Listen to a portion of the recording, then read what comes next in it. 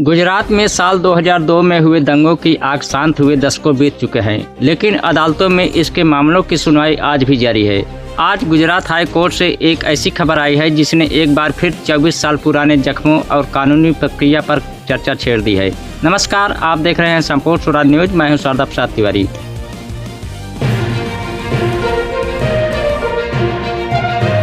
दरअसल यह पूरा मामला बड़ोदरा के खोड़ियार नगर इलाके का है। साल 2002 में गोधरा कांड के बाद भड़की हिंसा के दौरान इस इलाके में शमसुद्दीन नाम के एक व्यक्ति को भीड़ ने जिंदा जला दिया था।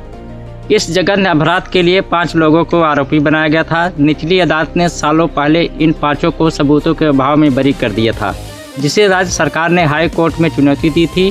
न्यायमूर्ति A.S. सुपेहिया और न्यायमूर्ति विमल के व्यास की खंडपीठ ने सरकार की उस अपील को खारिज कर दिया है। कोर्ट ने कहा है कि अभियोजन पक्ष यानी पुलिस आरोपियों के खिलाफ पुख्ता सबूत पेश करने में विफल रही है। सबसे महत्वपूर्ण बात जो कोर्ट ने नोट की वो यह थी कि गवाहों की गवाही में भारी विरोधाभास था। घटना के समय और कोर्ट में पहचान के दौरान गवाहों के बयानों में मेल नहीं था।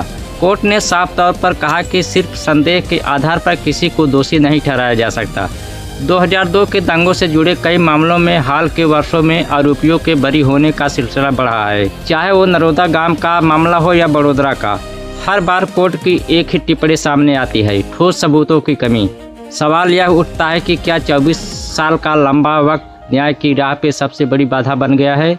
इस फैसले के बाद अब राज्य सरकार के पास सुप्रीम कोर्ट जाने का विकल्प बचा है, लेकिन फिलहाल के लिए इन 5 आरोपियों के लिए यह बड़ी कानूनी राहत है। गुजरात दंगों के 24 साल बाद आज भी अदालत की चौखट पर एक ही सवाल खड़ा है, क्या उन बेगुनाहों को इंसाफ मिला जो सांप्रदायिकता की भेंट चढ़ गए। बड़ोदरा के खोड़ियार नगर इलाके में हाई कोर्ट का ताज़ा फैसला केवल कानूनी हार जीत नहीं है, बल्कि यह उन 2 समुदायों के बीच की खाई को दर्शाता है जो उस दौर में एक दूसरे के आमने सामने थे।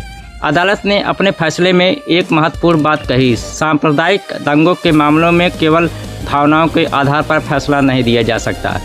कानून को ठोस सबूत चाहिए और यहाँ हिंदू मुस्लिम के बीच पैदा हुए उस अविश्वास की जीत हुई जहाँ सबूत धुंधले पड़ गए। तो अंत में सवाल यही रह जाता है, क्या इंसाफ की तराजू केवल कागजों और गवाहों के भरोसे चलती रहेगी। बड़ोदरा का यह फैसला केवल 5 लोगों का बरी होना नहीं है, बल्कि यह उस कड़वी सच्चाई का आईना है जहां सालों लंबी कानूनी लड़ाई में सबूत दम तोड़ देते हैं और गवाहों की याद धुंधली पड़ जाती है। सांप्रदायिक दंगों की आग में घर जलते हैं, परिवार उजड़ते हैं और समाज 2 हिस्सों में बंट जाता है। लेकिन जब अदालत के कटघरे में न्याय की बारी आती है तो अक्सर पहचान न हो पाना या विरोधाभासी बयान असली गुनहगारों को ढाल दे देते हैं। आज के इस फैसले ने एक बार फिर याद दिलाया है कि कानून अंधा हो सकता है, लेकिन समाज को अपनी आंखें खुली रखनी चाहिए ताकि नफरत की ऐसी आग दोबारा कभी किसी शमसुद्दीन का घर न जला सके और न कि किसी निर्दोष को सालों तक जेल की सलाखों के पीछे रहना पड़े।